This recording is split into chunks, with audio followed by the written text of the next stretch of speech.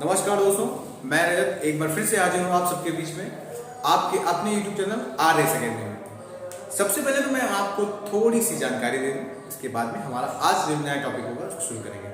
देखिए, हमारे यहाँ पन्नालाल पार्क में जो हमारी संस्था है रेस अकेडमी, हम लोगों ने एक नई मुहिम शुरू की है।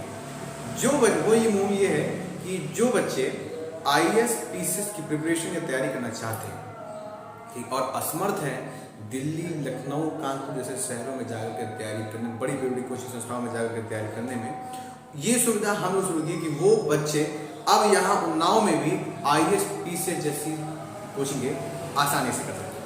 ठीक है, तो हमारी संस्था ने 3 बजे से 5 बजे तक, ठीक है, 3 बजे से 5 बजे तक एक IAS PCS के एग्जाम को ध्यान में रखते हुए एक बैच शुरू किया है। ठीक है, जो भी बच्चे IAS PCS की तैयारी करना चाहें वो समय निकालें और 3 से 5 में आकर के, ठीक है, डेमो ले लें और क्लास अटेंड कर सकते हैं। ठीक है, अगर आपको इस संस्था इसको लेकर के किसी भी तरीके की कोई भी समस्या अगर हो तो आप इन नंबर पर बता सकते हैं 88 87 44 30 कम।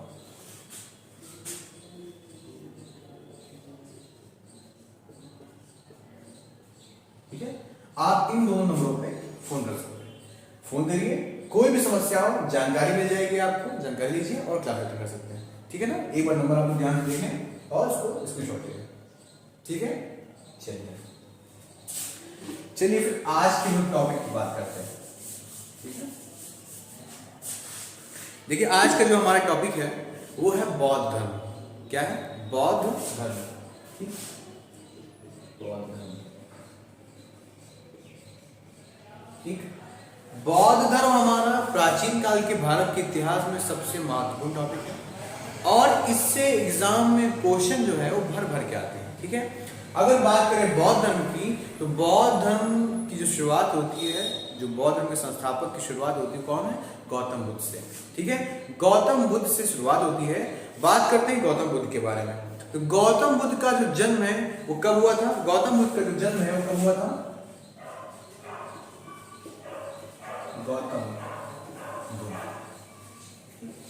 गौतम बुद्ध का जो जन्म है वो कब हुआ?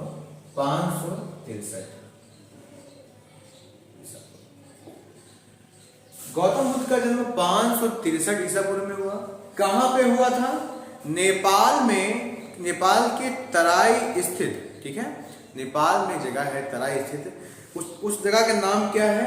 कपिलवस्तु के निकट लुम्बिनी नामक ग्राम में हुआ था। कहां पे हुआ था? स्थान कपिलवस्तु के निकट, कपिलवस्तु के निकट, ठीक है, लुम्बिनी नामक ग्राम, लुम्बिनी नामक स्थान पर, लुम्बिनी नामक स्थान पर इनका जन्म हुआ। ठीक है, इनके पिता का नाम क्या था और माता के नाम पे इस थोड़ी सी चर्चा करते हैं। ठीक है, और इनका जो जन्म हुआ था लुम्बिनी नामक स्थान पर एक आम्र कुंज में हुआ था। ठीक है, आम्र कुंज में हुआ था। इनके जो पिता थे, इनके पिता का क्या नाम था? इनके जो पिता का नाम था क्या था? शुद्धोधन। क्या था? शुद्धोधन। चलिए बात करते हैं। ठीक है, इनके पिता का नाम शुद्धोधन था। ठीक है, इनके पिता का नाम शुद्धोधन था और जो माता का नाम था, माता का क्या नाम था? माया देवी। ठीक है, माया देवी कह सकते हैं, फिर महामाया कह सकते हैं। ठीक है, क्या नाम था? महामाया या फिर माया देवी। माता का नाम माया देवी या फिर महामाया। माया देवी और महामाया की माता का नाम था। ठीक है, देखिए इनका जो इनकी माता संबंध रहा वो ज्यादा समय नहीं रह पाए। इनकी जब ये कितने वर्ष के थे? जब ये जो है 7 दिन के थे, इनके जन्म के 7वें ही दिन इनकी माता का देहांत हो गया। ठीक है, और माता के देहांत होने के बाद में जो इनका पालन पोषण हुआ वो इनकी मौसी प्रजापति गौतमी ने किया। ठीक है, जब 7वें दिन थे, जब 7वां दिन, जन्म के 7वें दिन जब इनकी माता का देहांत हो गया, ठीक है, तो इनका जब पालन पोषण जो है वो इनकी मौसी प्रजापति गौतमी ने किया। ठीक है, तो प्रजापति गौतमी ने इसका जो है इनका पालन पोषण किया। और जब ये 16 वर्ष के थे तो 16 वर्ष की उम्र में इनका विवाह हो गया। ठीक है, तो 16 वर्ष की उम्र में इनका विवाह किसके साथ हुआ? यशोधरा के साथ में। किसके साथ हुआ? यशोधरा के साथ में। ठीक है, ये बात है। तो 16 वर्ष की उम्र में विवाह हो गया और किसके साथ में हुआ? यशोधरा के साथ में। ठीक, यशोधरा के साथ में। ठीक, इनका एक पुत्र था। ठीक है, इनके जो पुत्र था उसका क्या नाम था? राहुल।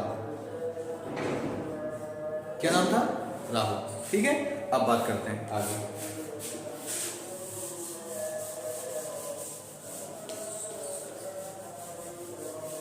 ठीक है, इनके जो पुत्र नाम था राहुल था। अच्छा, ठीक है, अब बात करते हैं। जब कुछ समय पश्चात क्या हुआ कि जब इन्होंने गृहस्थ जीवन में कुछ समय अपना समय जो है कुछ दिन अपना समय व्यतीत कर चुके थे, थोड़ी सी इनके मन में उलझने होने लगी। ठीक है, और सांसारिक जो समस्याओं से जो है छुटकारा पाने के लिए इन्होंने इनके मन में विचार आया कि अब क्या करना है कि हमें ईश्वर की राह में जाना है।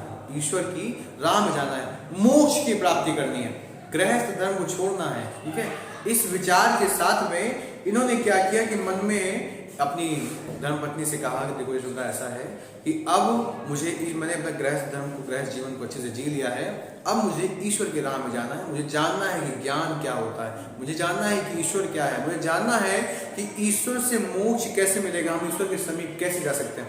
सारी बातों को जानने के लिए इन्होंने क्या किया कि 29 वर्ष की अवस्था में घर को त्याग दिया। कौन सी उम्र में? 29 वर्ष की अवस्था में घर त्याग दिया।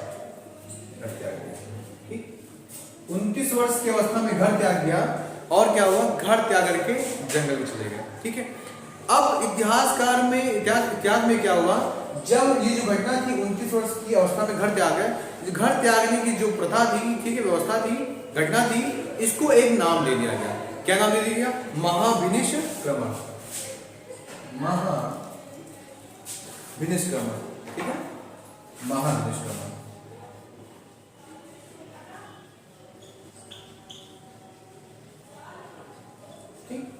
महाविनिष्क्रमण, जो घर त्यागने की घटना है उसको हम किस नाम जानते हैं? महाविनिष्क्रमण के नाम। ठीक है, 29 वर्ष की अवस्था में घर त्याग दिया।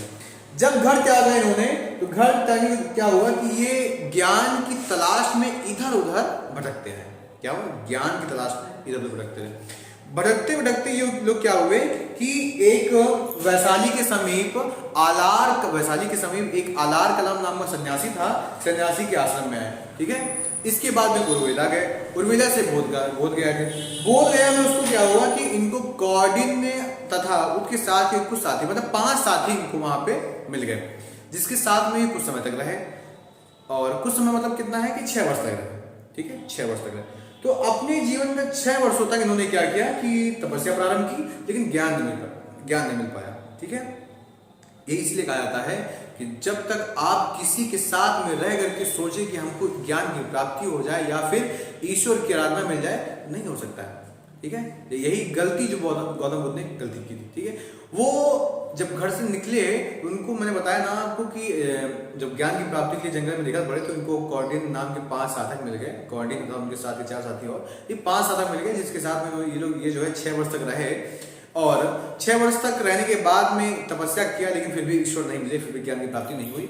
इस बात से थोड़ा सा जो है इनका मन कतराने लगा कि मैं 6 साल से तपस्या कर रहा हूँ, लेकिन फिर भी ईश्वर से ईश्वर के जो है ईश्वर मुझे ज्ञान नहीं दे रहा है, मुझे जो है ज्ञान की प्राप्ति नहीं हो रही है। तब इन्होंने क्या किया कि अपने उन 5 साधकों का साथ छोड़ दिया। ठीक है, देखिए, जब तक साथ नहीं छोड़ा तब तक ज्ञान नहीं प्राप्त हुआ। ठीक है, जब तक साथ नहीं छोड़ा तब तक ज्ञान नहीं प्राप्त हुआ। अब साथ छोड़ेंगे, जैसे ही साथ छोड़ा और साथ छोड़ने के 8वें दिन इनको क्या हुआ कि ज्ञान की प्राप्ति हो गई। 8वें दिन को ज्ञान की जो प्राप्ति हुई वो हुई कहां पे? उर्वेला में। ठीक है, इनको जो ज्ञान की प्राप्ति हुई वो कहां हुई थी? ठीक है, 8वें दिन को ज्ञान की प्राप्ति हुई। ठीक है, अब बात करते हैं ज्ञान की प्राप्ति हुई का। इनको जो ज्ञान की प्राप्ति हुई कहां पे हुई? बोध गया में। कहां पे हुई? बोध गया में हुई। ठीक है, इनको जो ज्ञान की प्राप्ति हुई कहां पे हुई? बोध गया में। बोध गया में पीपल के वृक्ष के नीचे, पीपल के वृक्ष के नीचे, ठीक है। तो जब इन्होंने उन अपने जो है साथियों का साथ छोड़ा और 8वें ही दिन जो है साथ छोड़ने के 8वें दिन इन्होंने जो है अपने आप को पीपल के वृक्ष के नीचे जो है करके संन्यास की मुद्रा धारण कर ली और 8वें दिन ज्ञान की प्राप्ति हुई। वो स्थान कौन सा था? बोध गया। तो बोध गया में इनको ज्ञान की प्राप्ति हुई। अच्छा, जो 8वें दिन और इनको जो ज्ञान की प्राप्ति हो गई, ठीक है, उसी दिन से ये क्या कहलाए? बुद्ध कहलाए। इनका पहले नाम पहले बुद्ध नहीं थे, ठीक है, बुद्ध कहलाए, ठीक है। अच्छा, और बात करते हैं आगे हम लोग कैसे कि जब ज्ञान इनको प्राप्त हो गया, जब इनको ज्ञान मिल गया, तो ज्ञान प्राप्ति के बाद में इन्होंने अपना उपदेश देना शुरू कर दिया, ठीक है। अब जब ज्ञान मिल गया है तो ज्ञान को फैलाएंगे भी, ठीक है। तो ज्ञान को फैलाने के लिए इन्होंने क्या किया कि अपना जो प्रथम उपदेश है वो कहां पे दिया? सारनाथ में दिया। कहां दिया? सारनाथ में, ठीक। प्रथम उपदेश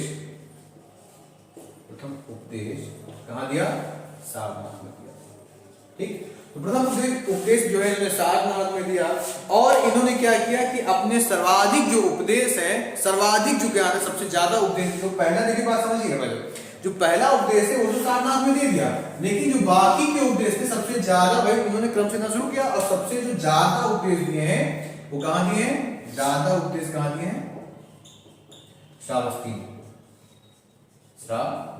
ठीक है। तो सबसे ज्यादा उपदेश दिए वो कहां दिए हैं? श्रावस्ती में दिए, ठीक है। ध्यान रखना ये बात, चलिए ठीक है। अब बात करते हैं इनका, जब इन्होंने बौद्ध धर्म में जब बौद्ध धर्म के प्रचार करना शुरू किया तो इनका जो प्रथम अनुयायी था वो कौन बना था? तपस्सु और भल्लिक। कौन बना? तपस्सु और भल्लिक, तपस्सु तथा भल्लिक। तपस्सु तथा भल्लिक जो है उनको बौद्ध धर्म का प्रथम अनुयायी जो है माना जाता है, प्रथम अनुयायी बनाए भी थे, ठीक है। समझ के बात को एक बार फिर समझ लीजिए कि जब ज्ञान की प्राप्ति हो गई उनको तो प्रथम उपदेश सारनाथ में दिया था, सबसे ज्यादा जो अपने उपदेश जो श्रावस्ती में दिए। तपस्सु तथा भल्लिक जो है वो बौद्ध धर्म के प्रथम अनुयायी के रूप में निकल के सामने आए, ठीक है। अब बात करते हैं जब इनके कई सारे शिष्य बन गए, ठीक है। बहुत सारे शिष्य बनने के बाद में क्या हुआ कि कोई एक ऐसा व्यक्ति था जो इनका सबसे प्रिय शिष्य था। इनका सबसे प्रिय जो शिष्य था वो कौन था? आनंद था। कौन था? आनंद, ठीक। प्रिय शिष्य था, उसका क्या नाम था? आनंद था।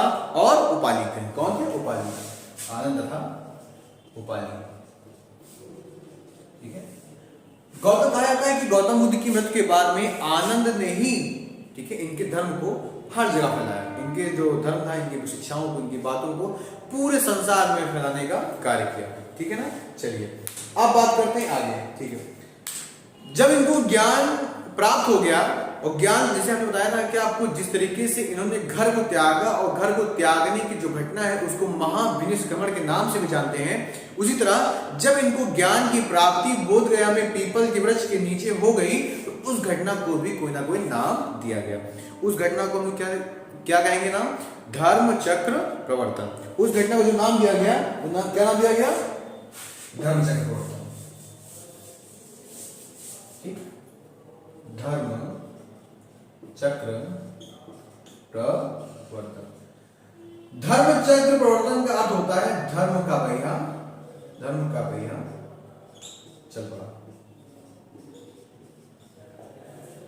धर्म चक्र प्रवर्तन का मतलब होता है धर्म का पहिया चल पड़ा, ठीक है। ये घटना थी प्रथम उपदेश, ठीक है। और जब इनको ज्ञान की प्राप्ति हो गई तो ज्ञान की प्राप्ति होने के बाद में इन्होंने अपना प्रथम उपदेश सारनाथ में दिया, ठीक है। और किन लोगों को दिया इसकी बात करेंगे, ठीक है। ये उन्होंने जो है सबसे पहला जो ज्ञान दिया, सबसे पहला जो उपदेश दिया ज्ञान प्राप्ति के बाद में उन्हीं लोगों को दिया। वह कौन थे लोग? जिनके चक्कर में इन्होंने अपने 6 वर्ष बर्बाद किए थे। 6 वर्ष कौन से थे? वही 5 इनके साधक थे, वही 5 साधक, ठीक है, वही कौंडिन्य सहित, ठीक है। वही 5 साधकों को इन्होंने जो है सबसे पहला अपने उपदेश दिया, ठीक है ना। समझे मेरी बात को कि इनका जन्म कैसे हुआ था, इनकी जो है माता क्या नाम था, पिता का नाम था, बात समझ में आई। चलिए एक बार फिर से रिवाइज करा देते हैं, ठीक है। इनका जन्म कब हुआ था? तो 563 ईसा पूर्व में हुआ था। इनके बचपन में क्या नाम था? सिद्धार्थ था। क्या था? ठीक। इनके बचपन का नाम सिद्धार्थ था, पिता का नाम सुद्धोधन था, माता का नाम महामाया कह लो या फिर माया देवी कह लो, ठीक है। जब ये इनके जन्म के 7वें ही दिन इनकी माता का देहांत हो गया, ठीक है।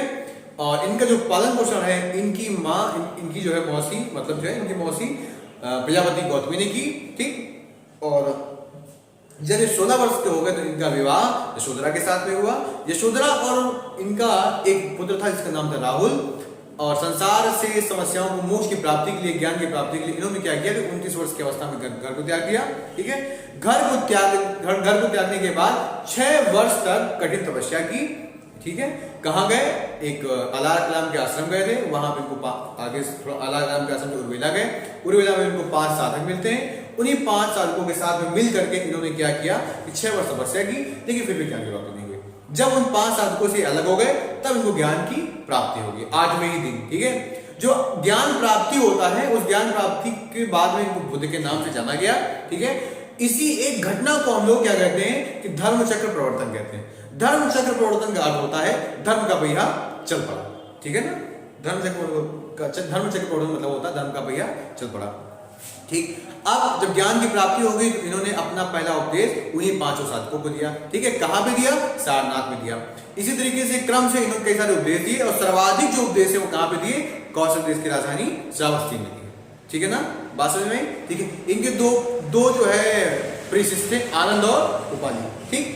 अच्छा, और भी जैसे मैंने बताया था कि घर त्यागने की घटना को महाविनिष्क्रमण कहते हैं, ठीक है। ये सारी बातें समझ में आई आपको? ठीक है, ध्यान रखिएगा, ठीक है। चलिए आगे बात करते हैं। हमारे यहाँ बौद्ध धर्म में रत्न कितने हैं? बौद्ध धर्म में त्रिरत्न है, ठीक है, ध्यान रखिएगा। बौद्ध धर्म में जो रत्न है वो कितने हैं? त्रिरत्न है।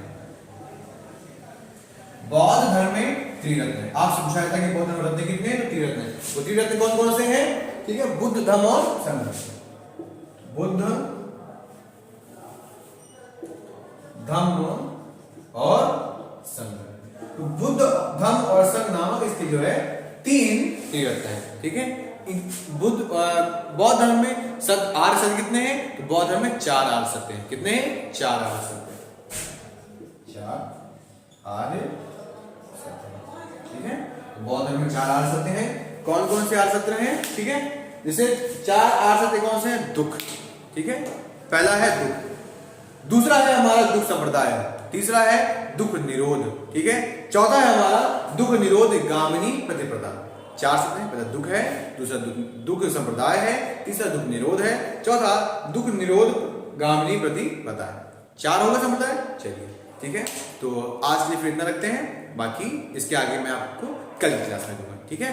जितना लेकिन हाँ, जितना पढ़ाया मैंने आप उसको ईमानदारी से पढ़ें। एक बार मेरे वीडियो को दोबारा से जो भी समस्या है उसको जो है कमेंट में आप बताएं कि आपको जो भी समस्या हो, ठीक है। जितना भी हो सके उसको आप अच्छे से कवर करें, ठीक है। इसके आगे क्लास मैं आपको कल दे दूँगा, ठीक है। अच्छा, चैनल को जिस भी बच्चे ने सब्सक्राइब ना किया हो तो सब्सक्राइब कर ले और लाइक कर ले, ठीक है।